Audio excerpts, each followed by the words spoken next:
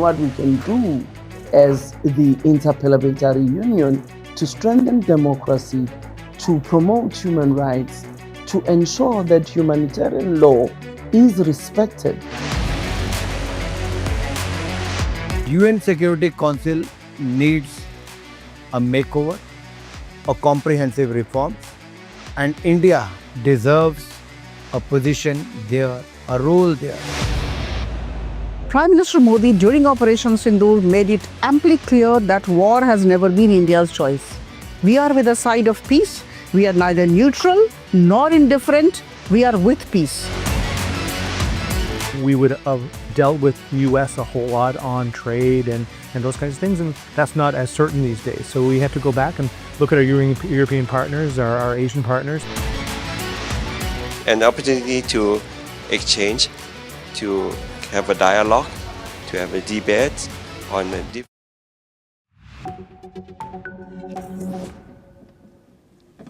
Hello and welcome. I'm Kriti Mehta and you're watching World Report on NewsX World. Let's take a look at the top headlines this hour.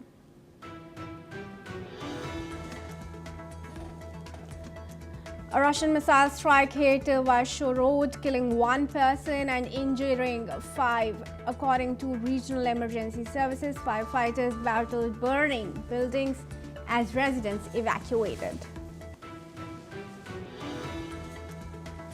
The Russian Defense Ministry confirms that Russian Air Defense Forces intercepted 33 Ukrainian drones across several regions. Defense systems destroyed drones over Rostov, Belgorod, Kursk, and over the Black Sea. Kazakhstan criticized Ukraine for a drone strike on the Caspian Pipeline Consortium's Black Sea terminal, halting operations. The Foreign Ministry called it the third attack on the civilian facility. The Israeli Defense Forces says that 4 terror operatives who emerged from tunnels in the southern Gaza Strip were killed. The operatives were spotted emerging from the tunnels in eastern Rafah. The Israel Defense Forces foiled a drone weapons smuggling attempt from Egypt, shooting down a drone carrying 2 assault rifles. Additional contraband, including drugs and ammunition, were handed to police. Iran has seized an Eswatini-flagged vessel carrying 350,000 liters of smuggled fuel, directing it to Bushehr for inspection. Now 14 crew members, including 13 Indian nationals, were detained. Hong Kong police say the death toll from the recent fire has risen to 146, with 79 people injured. Officials have completed search work at 4 blocks and full building searches are expected to take about 3 to 4 weeks. Floods and landslides from cyclonic rains have killed more than 303 people in Sumatra. Around 80,000 have been evacuated, more than 279 remain missing, and hundreds are stranded across 3 provinces amid ongoing severe weather.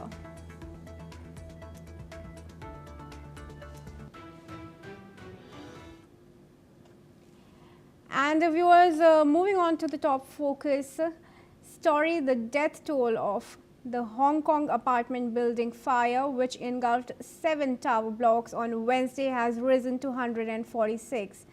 According to the Hong Kong police, at least 79 people were injured in the fire, and the police have completed the search operation in 4 blocks. But the entire processing of searching the burnt building is expected to take around 3 to 4 weeks. Meanwhile, 8 people have been arrested on suspicion of corruption over the renovation works the blocks had been undergoing, and 3 others were detained earlier on manslaughter charges. After Hong Kong's deadliest fire in over 75 years, thousands are angered and saddened, determined to gain justice for the victims, even as Beijing warned it would use a national security law to crack down on any anti-China protest in the wake of the fire. Let's have a look at what the officer in charge of the Casualty Inquiry Unit had to say. 直至到今日嘅下晝4點鐘咧，最新嘅遇難者數目咧係去到146名㗎啦。咁而我哋都唔排除咧嗰個死亡嘅個案咧會上升嘅。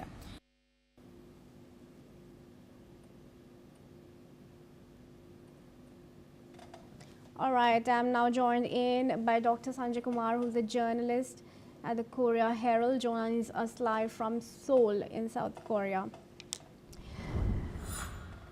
Thank you, sir, for joining us here at NewsX World. Now, how do you see the situation unfolding after the Hong Kong fire? We also know that local elections are due in Hong Kong, and there are going to be voices being raised against the Chinese control of Hong Kong.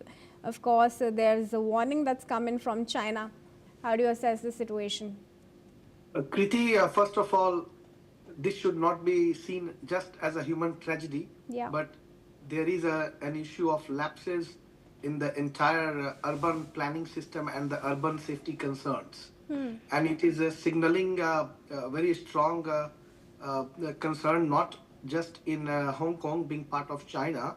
It's not a matter of geopolitics or Chinese sovereignty, but it's a matter of human lives that has been lost. Unfortunately, it's very unfortunate, as we were correctly mentioning, that 146 people have already lost their lives and 46 or 79 are injured. So, first of all, our deepest condolences to them who lost their life, and I wish a quick recovery of those who are injured and those of their families.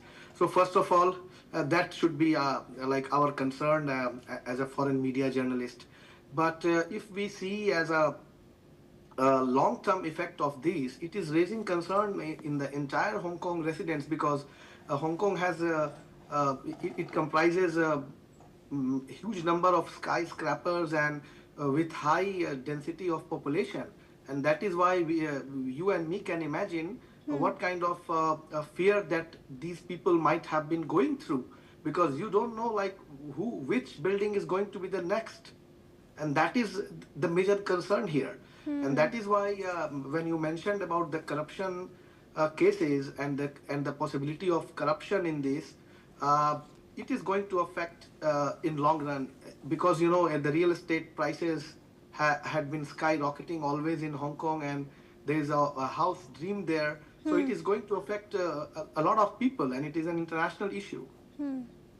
What about the China question? Yeah. So, from Chinese perspective, there is no doubt that, international society is now, I think, perceives Hong Kong as part of China. So there is no change in that. So it should not be seen as a China concerned thing, but it should be seen as a huge human tragedy and lapses caused by corruption. And there is also a migrant perspective there, because many migrants have lost their lives too, including I think at least 7 people from Indonesia has died, and 1 Filipino also has been killed.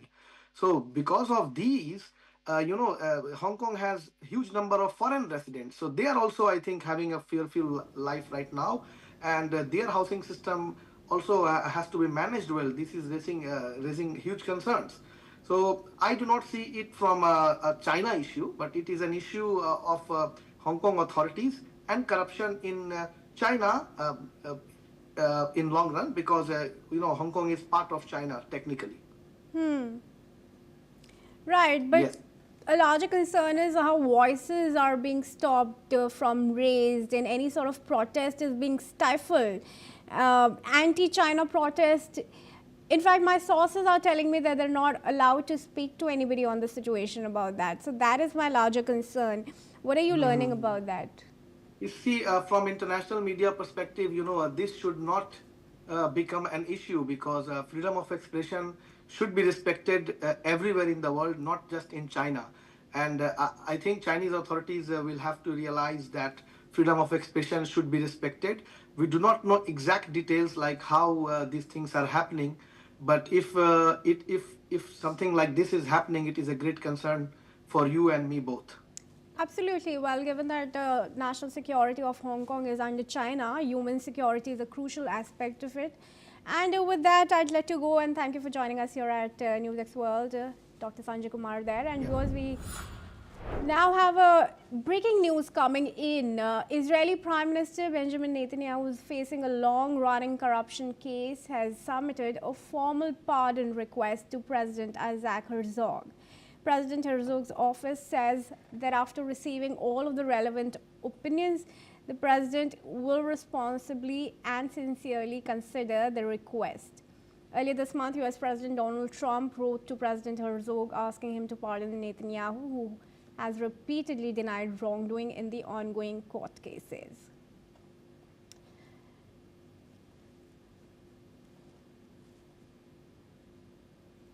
All right, I am now joined in by Gedalia Blum, who's the Middle East Affairs expert, joining us live from Eli in Israel.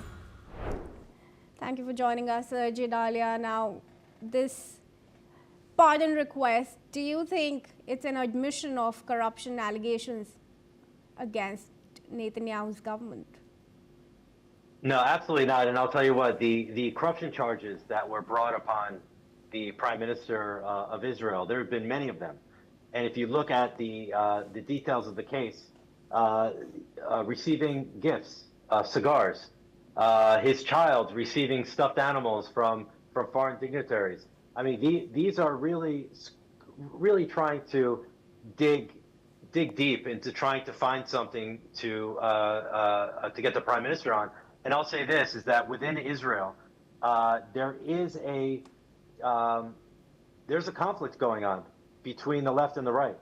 And the right seems to be winning the elections, and the politicians, the Prime Minister, the coalitions are generally more right-wing, while the institutions like the judicial system is pretty much all left-wing. And so you're seeing that the left is trying to find avenues in order to break the right. They can't win at the ballot box, so they're looking in different ways. And this has been a very exhausting and ridiculous pursuit for "quote unquote" justice. And you're taking a prime minister who's been facing 7-8 front war, and requiring him to sit in court 3 days a week for many hours at the same time, in questioning him about a box of cigars. So, President Trump, in his last visit to Israel, stood in the Knesset and requested, I think kind of tongue-in-cheek, but he knew what he was saying, and he wanted to just put it out there, and he requested directly that the president of Israel consider pardoning Prime Minister Benjamin Netanyahu so he can lead the country and not be distracted by this nonsense. All right, do stay on with us. We now have hands on a video message released by Israeli Prime Minister's office. Let's have a look at what Netanyahu had to say. פעם אחר פעם נבחרתי בבחירות דמוקרטיות וקיבלתי את האמון שלכם להמשיך לכהן כראש ממשלת ישראל בראש וראשונה כדי לממש יעדים היסטוריים אלה. מטעמים אלה הגישו היום עורכי דיני בקשה לחנינה לנשיא המדינה.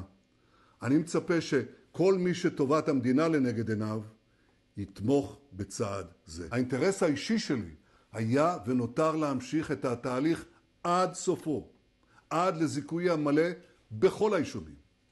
אבל המציאות הביטחונית והמדינית, האינטרס הלאומי, אלה מחייבים אחרת. מדינת ישראל ניצבת מול אתגרים כבירים, ולצידם All right, let's bring back Gedalia Blum into the discussion here. Mr. Blum, Netanyahu said that it was in his personal interest to prove his innocence in the ongoing trial. But the public interest dictates otherwise. What does he mean? I mean, listen, at the end of the day, we're seeing elections. We have scheduled elections next October. The Likud polling throughout these trials has been very high.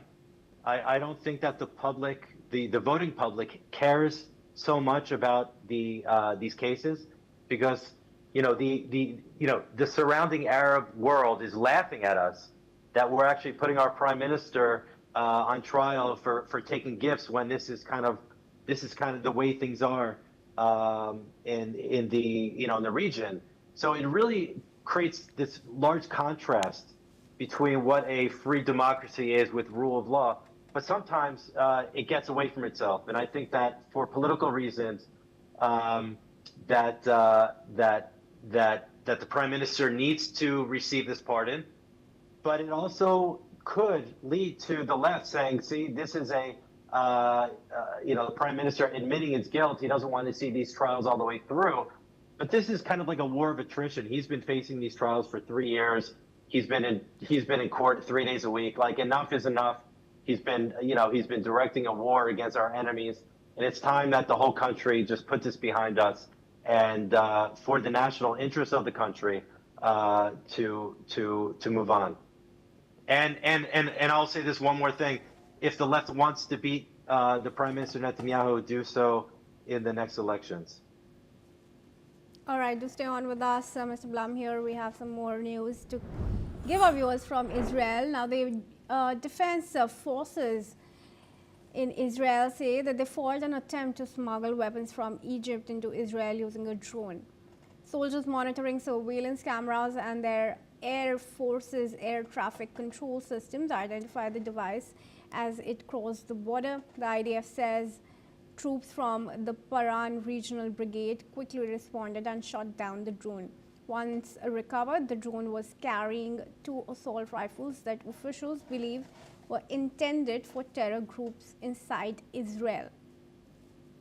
In separate searches conducted, the army says that forces operating in the same border area located additional contraband, including drugs and ammunition, smuggled across from Egypt. The IDF confirms that all seized items were handed over to the police for further investigation. All right, I want to bring you back, Jadalia, into the discussion here. What do you think these drone supplies of drugs and weapons is aimed at, and who are these militants or terror groups inside Israel who may be using them? Well, all right. Well, let's start with the good news. The good news is that these drones are not necessarily going into Gaza, into the hands of Hamas to use against Israelis as for their terror machine.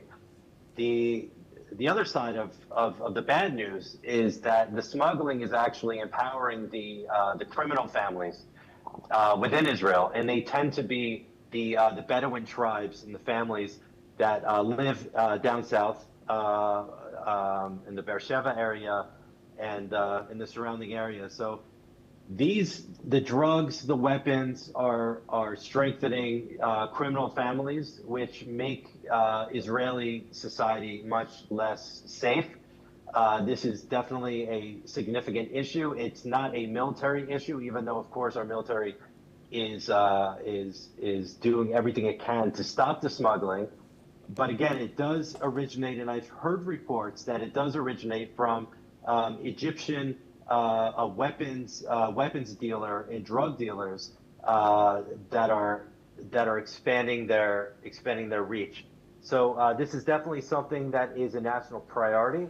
It's not part of the war against Hamas, as many would think, but it is criminal, and this definitely is something that is very, very important to address. And as the minister, Ben-Gvir, who is, I believe, he's the, please forgive me, but I can't remember his title, but I know that he does direct the police. And in recent weeks, he did visit these Bedouin towns, and declaring that rule of law will return back to the streets of these Bedouin villages, which were also, there was also respond not so negative, but I think also there is a very positive response, because people don't want to live in villages that are being run by criminal gangs of intimidation, drugs, and weapon smuggling. So we'll see how this pans out, but it's another front of a war that Israel, unfortunately, needs to face. All right, well, thank you for speaking to us, Jadalia, but I do request you to stay on as we continue to give our viewers news from the Middle East. Now, viewers, Iran has seized an Eswatini flagged vessel carrying a large quantity of smuggled fuel. A semi-official Iranian news agency reported the incident yesterday, confirming that the ship was intercepted during a routine operation. The vessel was found to be transporting 350,000 liters of gas oil. After obtaining a judicial order, authorities directed the ship to the coast of Bushehr, where its contents are expected to be unloaded for further inspection. Now, 14 crew members were on board, including 13 Indian nationals and one individual from a neighboring country. The detention for documentation and verification marks the next step in the investigation. The incident comes as Iran continues to struggle with rampant fuel smuggling, extremely low energy prices supported by heavy subsidies, and a weakened national currency have made smuggling profitable. Iranian authorities say that these operations often use land routes to neighboring states and sea routes leading to Gulf Arab countries. Moreover, just to let our viewers know that Eswatini, which was formerly known as Swaziland, is a small landlocked country in southern Africa. Ships may use it for flag-through registration. Now, arrangements, even if they do not operate near the region.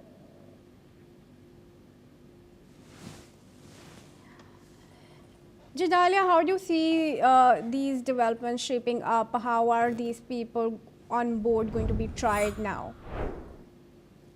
I mean, listen, I'm seeing the same reports you're seeing. I don't have any inside information. Of course, this story is always developing. But I'll say this about the Iranian regime: they're losing. They're losing their grip. They're losing their grip on the administration of the country. They're running out of water. They are running out of control. There are dissidents within their army who are coming out in social media and speaking out against the regime.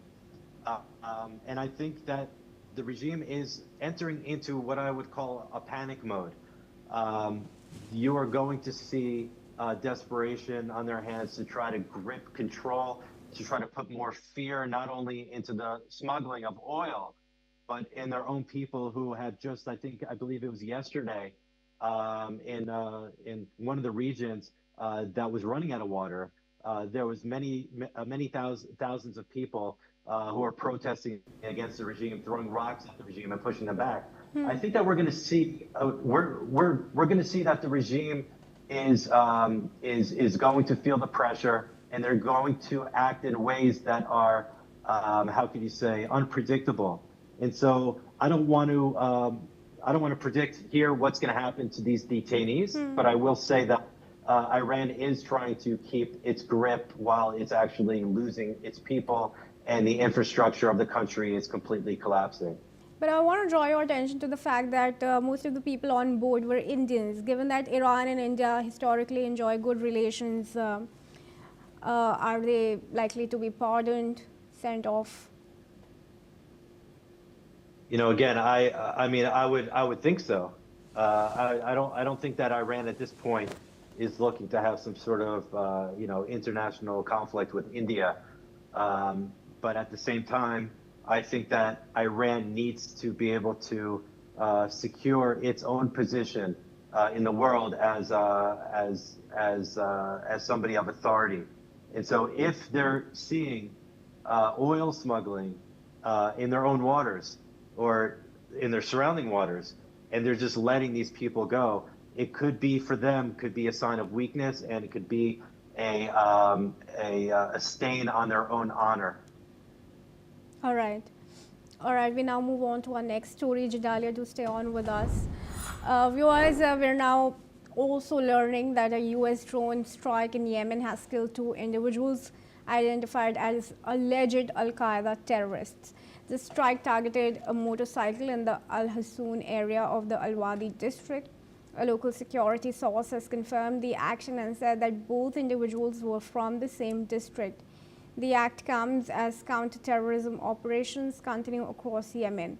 US drones have periodically targeted figures believed to be linked to terror groups, including Al-Qaeda. Neither the United States nor the internationally recognized Yemeni government has released an official statement on the strike. Now, this lack of formal comment usually occurs in operations involving targeted drone activity. Meanwhile, the Al-Qaeda group's leader, Saad bin Ataf al-Awlaki, has issued threats against prominent US figures in the past, including US President Donald Trump. Just in July, the US State Department has increased the reward for information leading to al-Awlaki's location from $6 million to $10 million, reflected his continuing significance to the group. Who do you think is behind this, Gedalia? Again, I mean, it could be the normal suspects. It could be Israel. It could be the U.S. The fact of the matter is that it's probably not Israel. I think at this point right now, we are no longer acting in secret. I think we have established our deterrent power beforehand, that we would go and strike our targets and remain quiet about it, because we understand how the Arab world is, and the Arab world is more interested in their honor than anything else. So by establishing that it was an Israeli attack, that could actually push them to respond when they're not ready for it. So. But listen, I mean, when it comes to the U.S. policy, it's a tricky situation, because right now domestically, there's a big debate going on in America, whereas America used to be, or is, the sole power of the world, the global power, and there's many within America who are looking for this America First policy, which stays away from wars, stays away from these targeted attacks. And so maybe this is the reason also why America is not coming out and saying outright that it was them. But at the end of the day, I mean, listen, it doesn't matter who it is. I think what's most important is to note that those who seek to attack the West, our allies, who plan terror, who fund terror, there's nowhere to hide. There's no corner of the globe that they can hide. And I think that should be the biggest message, is that these people need to understand that there is a question mark on their head regarding to how many more days they have to live on this earth, as long as they are pursuing war and terror against innocents.